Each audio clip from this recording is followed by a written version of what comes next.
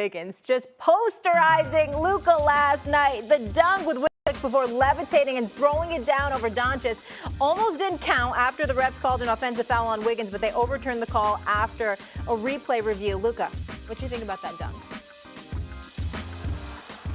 That was impressive, I'm not gonna lie.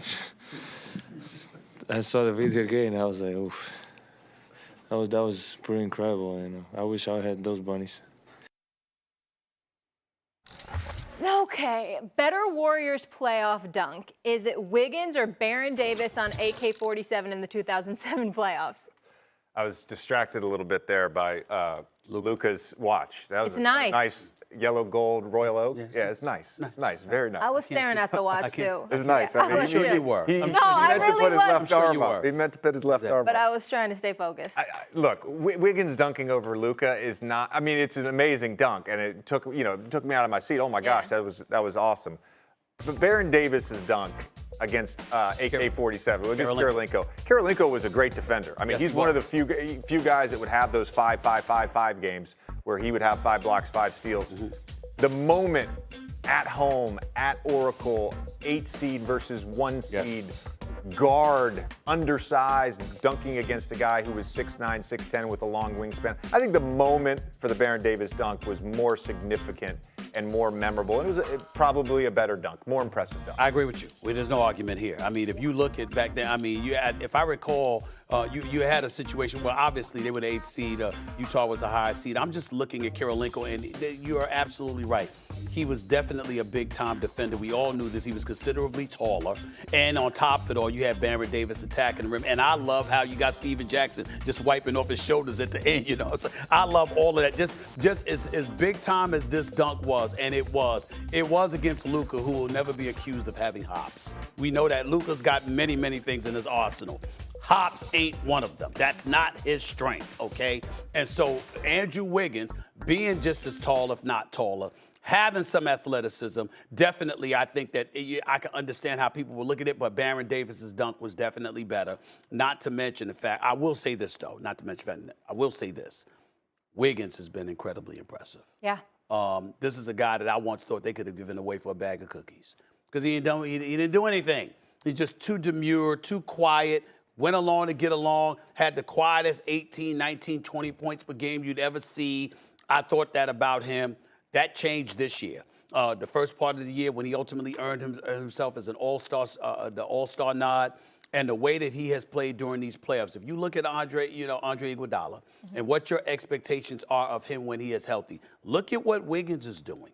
Look at what he's doing on the defensive side of the ball. Not to mention, he's burying perimeter shots, including three-pointers when given the opportunity to do so. He's long, he's athletic, and he's been going after it. And it's like the Steph, the Clay, the Draymond, the Jordan Poole mentality. It sort of infused something in him where you're seeing something a little bit different from a personality perspective in terms of his assertiveness. And he's really stepped up. I've been very, very impressed with Andrew Wiggins, and he can be a difference in terms of their championship aspirations because of who they're going to go against next. I think that what's so interesting about this is sort of the narrative around a player and what expectations as a number 1 pick can do to a player, what the wrong role can do around the narrative of a player. Andrew Wiggins, to me, is in the perfect situation right now. As a number 1 option, playing on bad Minnesota teams, that wasn't the right role for him. I go back to 2019 summer when Kevin Durant clearly going to leave the Warriors. The Warriors being able to facilitate a sign and trade. They overpaid for D'Angelo Russell. They gave him the max, but they paid him $30 million a year so that they could cash that chip in at some point. And Wiggins was the guy that they ultimately ended up getting, and he has been a perfect fit for them. Spot up threes as a cutter, so valuable. How many times this year have we seen after timeout plays where he is the screener for Steph Curry? Knowing that 2 guys are going to run at Steph, he slips right to the rim for a layup. And, of course, his defense and his rebounding has been really good in the playoffs as well. I just think on this team, he doesn't have to be the guy. That's not who he is, but he's so valuable as that 3rd or 4th guy, as a big wing. And I'm really happy for him that he's been able to change the narrative around his career. Well, I'm happy for him as well, but let's be clear. He earned it. He earned changing that narrative, just like he earned the initial narrative there was out about him. Yeah. You see, a lot of times people walk around like, or people try to treat other individuals like they've been victimized by somebody else. No, you were victimized by yourself. You were a number 1 pick. You were in Minnesota. You were a bit demure. You were a bit passive. You weren't nearly as aggressive. You certainly didn't embrace the responsibility that comes along with being the number 1 overall pick in terms of being the face of a franchise, taking the bull by the horn and being aggressive about it. Okay, so that was what his situation was. He goes to Golden State.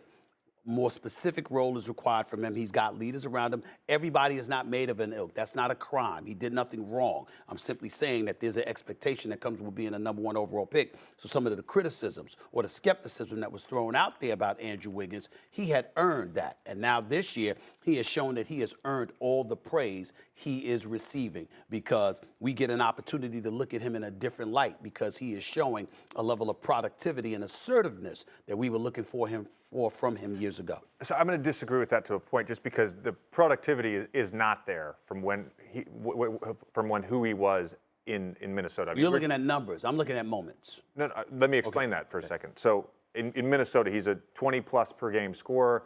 He's a high-volume shot creator. He's inefficient. And I think that's where some of the narrative that we're talking about is created. You know, he wasn't a generational, transcendent player. Okay. Doesn't mean he's not valuable. Correct. And is not a star in a different role, Correct. which has what he has been with the Warriors. So should he have been an all-star this year? Probably in a normal year where the Western Conference is healthier, he probably doesn't make an all-star team, let's be honest. I don't know that he's that level of player like a Kawhi Leonard or a Paul George, right? No, but listen, hold on.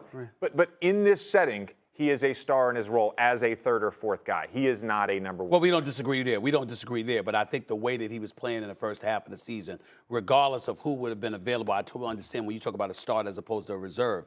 But the way that he was playing in the first part of the season, before Clay arrived in January, the way that he was playing, I mean, Andrew Wiggins was playing lights out. He was having a spectacular earlier part of the season. We were all impressed by what we were seeing from him. Yep. Ready to talk the East? Let's do it. All right. So let's recap the Heat versus Celtics back-and-forth series thus far. Jimmy Butler led Miami to a Game-1 win by becoming the 5th player in NBA history with a 40-point game in each of the first 3 rounds of a single postseason. The Celtics bounced back in a big way in Game 2 by making 10 more three-pointers than the Heat and winning by 25 points for just their 5th time in playoff history. In Game 3, Bam Adebayo put the team on his back, leading the Heat to a win by becoming the 4th center since 1973 to lead their team in points, rebounds, assists, blocks, and steals in a playoff win. Talk about productivity. The trainer's room is busy for Game 4 of the Eastern Conference Finals as the status for many key players on both teams uncertain. Smart, Williams, Butler, Lowry, and Hero are all questionable, Jason Tatum being the only one of the bunch that is listed as probable for tonight's game. Stephen A., do you still believe the Celtics are winning the series now that Miami is up 2-1? Yes. I haven't budged from that one bit. I picked the Celtics to win this series in 7 games, and I expect them to win this series in 7 games. I think that they're the better team.